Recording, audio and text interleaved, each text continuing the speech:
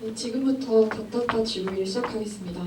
안녕하세요. 저는 영화패도의 39기 공동대표이자 보풀하기 남겨진 사람들 남기는 이야기의 GV 모더레이터를 맡은 윤서정입니다. 반갑습니다. 먼저 GV 순서를 안내해드리겠습니다. 간단한 인사와 더불어 감독님들의 자기소개를 진행한 뒤 준비된 질문에 대한 답변을 들으며 본 행사를 진행하고자 합니다. 이후 관객분들께서 자유롭게 질의응답할 수 있는 시간을 마련하였으니 닷닷닷을 보고 질문이 있으신 관객분들께서는 잠시 뒤 손을 들어 질문해 주시면 감사하겠습니다. 먼저 감독님들께 인사와 간단한 자기소개 부탁드립니다. 순서는 저와 가장 가까운 지인 감독님부터 왼쪽으로 진행하겠습니다. 네, 안녕하세요. 닷닷닷의 공동 각본 연출을 맡은 황지은입니다. 네. 안녕하세요. 닷닷닷의 공동 각본과 연출을 맡은 조윤서라고 합니다. 네, 이제부터 감독님들께 질문 드리도록 하겠습니다. 우선은 이 영화를 어떻게 구성하게 되셨는지 여쭤보고 싶어요. 저희가 너무 긴장이 돼서 대본을 좀 작성해 왔는데 보고 해도 양해 부탁드립니다. 저희가 처음 만났을 때 이제 우리가 무슨 영화를 하고 싶을까 좀 얘기를 나누다가 음악이 중요하고 그리고 이야기보다 인물이 좀 돋보이는 영화를 하고 싶다고 생각을 했어요. 그래서 왜 저렇게 예민하고 까다롭지 하는 인물을 만들고 관객이 그 인물을 이해하게 되는 이야기를 쓰고 싶었거든요. 그래서 음악과 예민이라는 소재로 고민하던 중에 환청을 듣는 신경질적인 인물을 그리면 어떨까 하는 아이디어가 나왔습니다.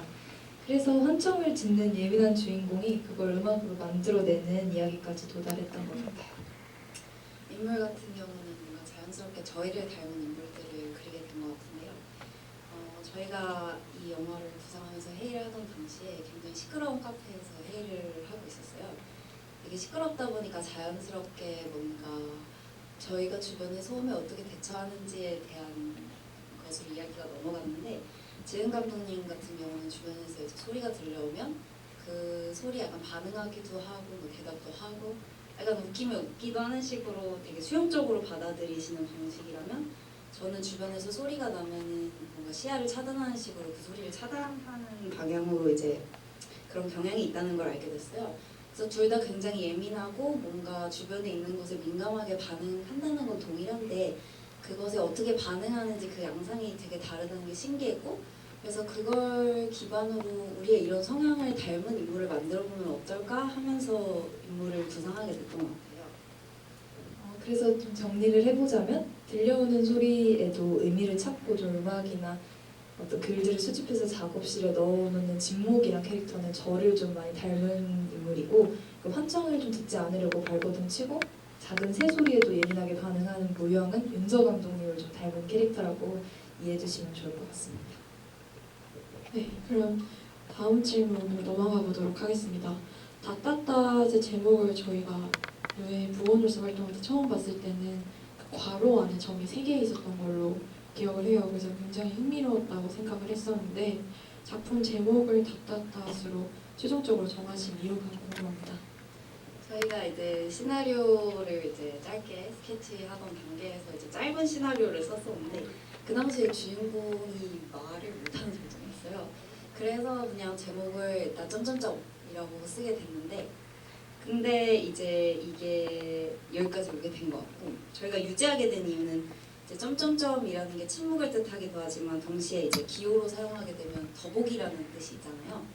그래서 뭔가 저희 주인공들은 자기가 어떤 상실의 경험을 겪었지만 그걸 세상과 어떻게 제대로 소통해야 될지 모르는 사람들이기 때문에 침묵으로 계속 일관하던 사람들이거든요. 근데 이들이 침묵을 지키고 있는 이유가 아무것도 할 말이 없어서라기보다는 너무 할 말이 많았기 때문에 라고 생각을 했고 그래서 이 영화를 통해서 그들이 지키고 있던 침묵을 더보기로 바꿔나가는 과정을 거치고 싶었다라는 맥락에서 이런 제목을 유지하게 된 것 같아요. 더보기라는 의미는 저는 지금 처음 듣는데 굉장히 흥미로운 답변인 것 같습니다. 네, 다음으로 그 결말을 보면 거기서 이제 진목이가 자기한테도 있던 상처를 이야기를 하고 이제 둘이서 무영한테 들리는 소리를 찾아가는 그런 결말이 있는데 혹시 이렇게 설정하신 이유가 있는지 궁금합니다. 네, 방금 소정 씨가 말씀해주신 것처럼 결말에 이제 무영이 진목도 자신과 같은 상실의 아픔이 있다는 걸 깨닫고 이게 진목이 자신한테 한 게 동정이 아니라 어떤 같은 경험을 한 자로서의 공감이구나라는 사실을 알게 되는데요. 그리고 자신의 환청으로 직접 만든 음악을 들려주면서 영화가 마무리되죠. 저희 영화가 처음 출발한 문장이 소음이 음악이 되는 이야기였거든요. 근데 여기서 소음이란 건 이제 우리가 갖고 있는 상실의 상처나 어떤 흔적들을 뜻하고요. 그래서 엄마를 잃은 무영에게 어떤 그 무영아 하고 엄마의 목소리가 담긴 환청이 들리는 것처럼요. 네, 그래서 우리가 갖고 있지만 우리가 들여다보기 싫어하고 원치 않는 우리의 상처를 좀 스스로 보듬고 앞으로 나아가는 이야기를 쓰고 싶었습니다. 그래서 세부적인 좀 설정들은 이후에 추가가 되었지만 저희 영화를 구상하는 완전 초기 단계부터 무영이 자신의 환청을 음악으로 만들어 극복하고 그것과 함께 살아가고 싶다는 결말은 정해둔 채로 시작을 했던 것 같아요. 그리고 영화를 제작하면서 조금 더 공을 들여서 만드셨던 부분이 있을 것 같은데 어떤 부분인지 여쭤보고 싶어요.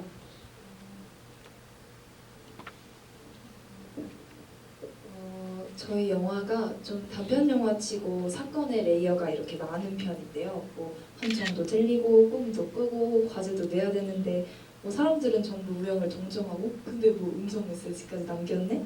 그런 요소들이 많죠. 근데 이게 왜냐면 저는 이야기를 쓰면서 삶과 닮은 영화를 찍고 싶다는 생각을 했거든요. 저는 인생이 되게 복합적이라고 생각하는데 우리가 살면서 단 하나의 이유만으로 기뻐하고 단 하나의 이유만으로 슬퍼하지 않는 것처럼 뭔가 모든 일은 입체적으로 동시에 일어나잖아요. 그래서 영화가 어떤 사건의 시작부터 그려진다기보단 그냥 저희가 만든 인물은 삶을 살아가고 저희가 그 삶 중 한 구간을 좀 뽑아서 영화로 보여주고 싶었어요. 그래서 그런 구간을 포착하는 게 영화를 제작하면서 제일 크게 신경 썼던 부분인 것 같습니다. 저 같은 경우는 제가 환청을 만들었는데 환청을 만드는 게 신경을 안 썼던 것 같아요.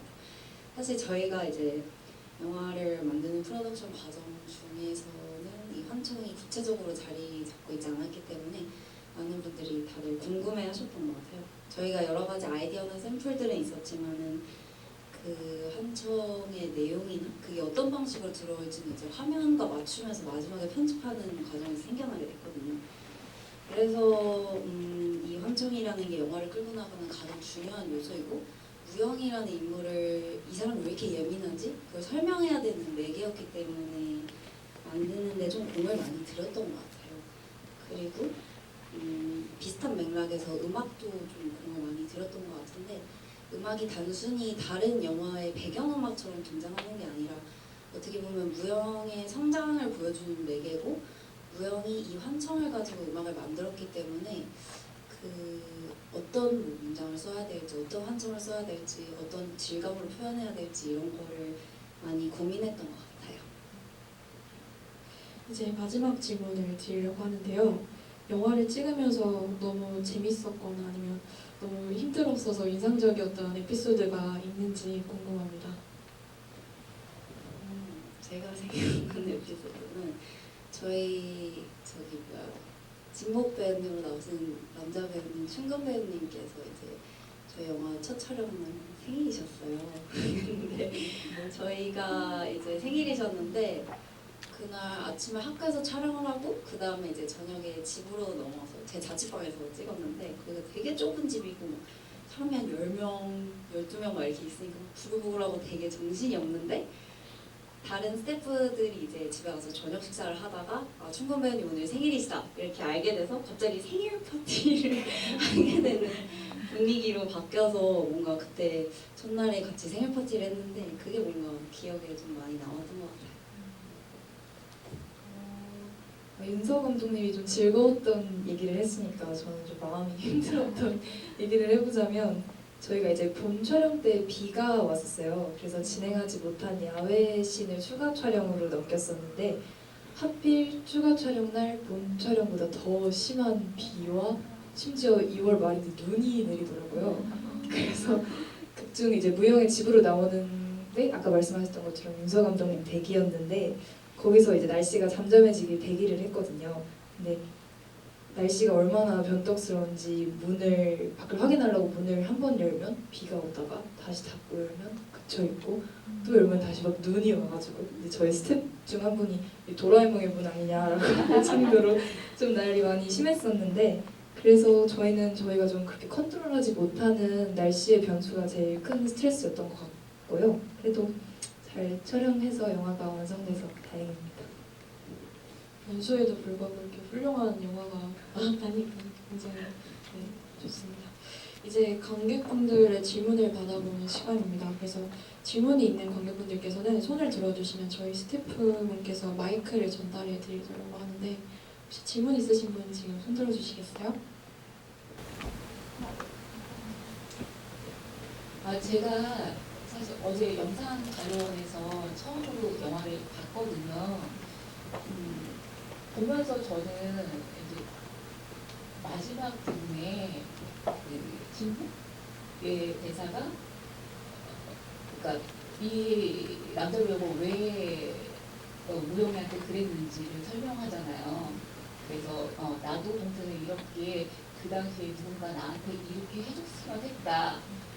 그 얘기 듣는데 그 앞에 서사들이 다 쌓여온 게 그때 저 눈물 엄청 흘렸거든요.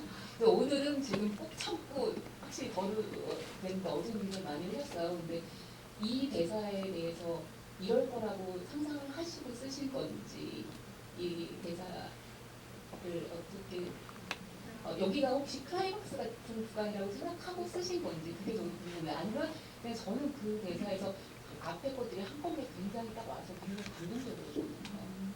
그게 궁금했습니다. 감동적이라고 말씀해 주셔서 정말 감사하고요. 사실 영화의 도입부에서는 계속 어떤 곡선이 쌓이는 장면이고 마지막에 가서 이렇게 뭔가 많은 것들이 이제 뭐 음성탄소함이라든지 둘의 대화를 통해서 해결되는 구조를 생각한 게 맞고요. 거기서 이제 그게 클라이맥스라고 저는 생각을 했던 것 같아요. 그리고 잘 이렇게 이해해주시고 받아주셔서 감사할 따름입니다. 감사합니다. 또 질문 있으실까요?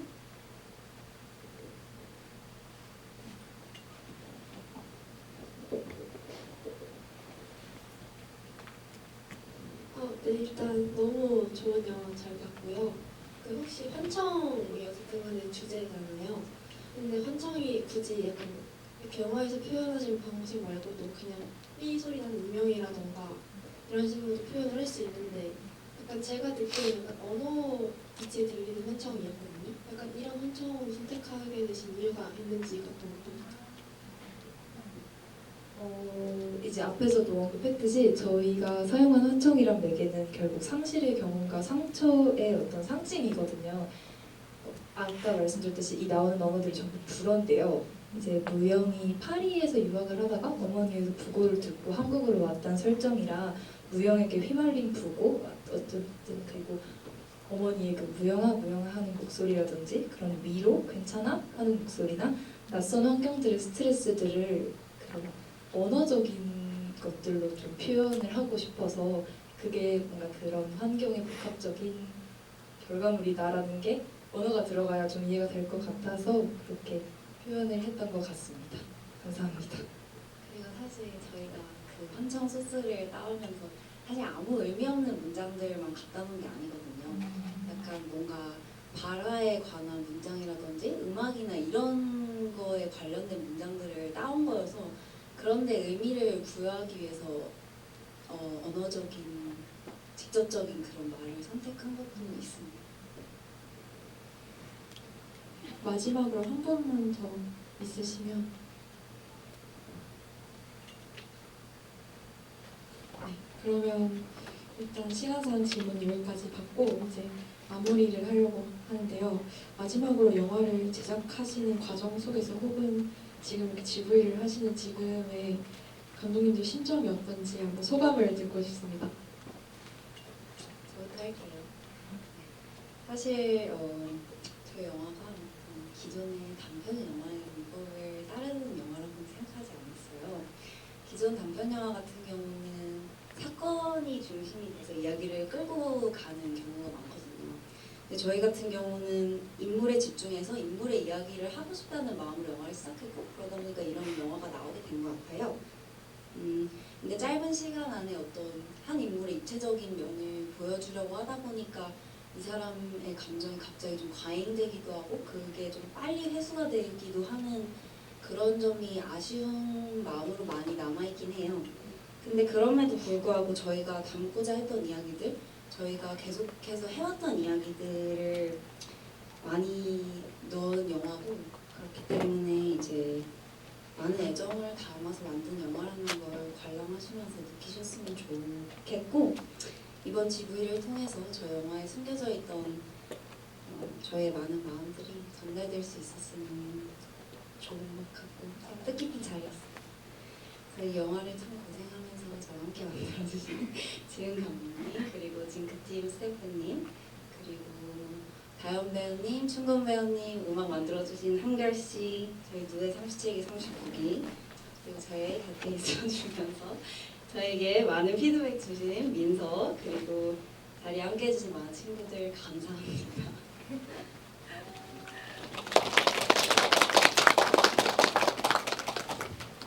네, 저도 영화를 제작하면서 되게 많은 걸 느낀 것 같은데요. 제일 느꼈던 지점은 최선을 다해도 내 마음같이 흐르진 않는구나라는 걸 제일 많이 느꼈던 것 같아요.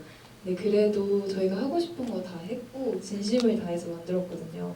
결국 저희가 하려는 얘기는 그럼에도 불구하고 같이 살아가자, 같이 살면 된다라는 이야기니까요. 뭔가 이 복잡한 영화 끝에 담긴 메시지가 여러분의 마음에도 좀 와닿았으면 좋겠습니다. 그리고 영화의 첫 이야기는 저희한테서 시작이 됐지만 누군가 들어주지 않는 이야기는 사실 효력이 없는데 여러 사람의 손을 거쳐서 뭔가 오늘 이 자리에서 봐주신 관객 여러분 덕분에 비로소 오늘 저희 영화가 완성이 된 것 같아요. 그래서 세상과 좀 소통할 수 있게 된 모형과 진묵처럼 저희도 저희의 이야기를 세상에 꺼내게 도와주신 관객 여러분들께 감사하다는 말씀 전하고 싶습니다. 소중한 시간 내어주신 감독님들께 감사드리면서 영화 다따따 대출 부인은 여기서 마치도록 하겠습니다. 감사합니다.